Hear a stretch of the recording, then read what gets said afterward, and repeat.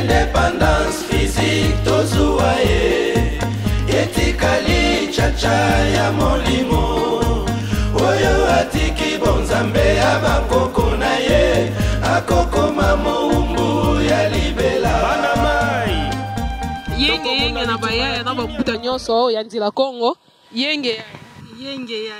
into tout non à propos nzila Congo et puis olobela pe o interpeller pe na bandeko o nyonso bavai na bandako na bango oyo bazana ba posa ba yame bazana ba doute okoyi koloba ni po na bango et puis olobela pe fête na bino ya le 11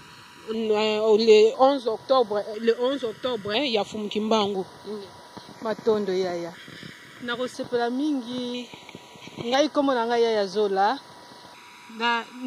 nazo bengisa bayaya nyonso bisika nyonso bozali na monde entier boya ebele boya kolanda nzela ya bakoko na biso eza nzela oyo bakoko na biso babandaki kosambela do bisika nyonso bozali na kobengisa bino boya mokolo le 11 octobre eza fete ya mvulusu Kimbangu boya ebele partout okumisa mokolo prophète na biso mokolo na ye boya ebele na bengisi bino bisika bino banso bozali ya kovanda o bovandi na bandako bozali bisika te ya kokende boya ebele matondo. Mais en tout cas, je suis satisfaite, je suis très contente. Et le 11, nous avons la fête de Fumukimbangu. Et puis je serai là avec ma fille et mon mari parce que je pense que c'est la voie que je dois suivre. C'est la voie de mes ancêtres. Indépendance physique tozua ye etikali chacha ya molimo oyo atiki bonzambe ya bakoko na ye akokoma mo foti apena bana baloba moke makambo ya Congo inge. And today we're all here to worship our ancestors. And we believe that in Congo and stuff that we can win and survive. That's what I can say. Okay, that's fine. Thank you. Ingeta. Ana bana pe kutu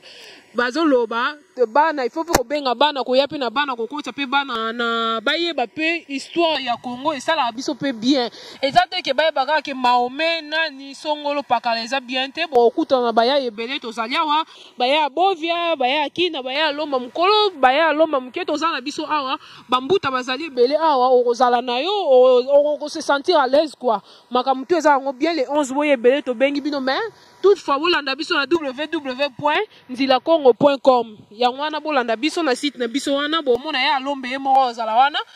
topesa ba mwa bemission na biso tokosala mpona kopusa kaka kombo ya Fulusu Fumukimbangu kwa mpona kosepelisa bana Congo tu oyo bana besoin baya mpenza tobengi bango tozobenga bango baya mpenza baya tobengi bango baya le 11 tozala na bango ingeta matondo. Indépendance physique tozua ye etikali chacha ya molimo oyo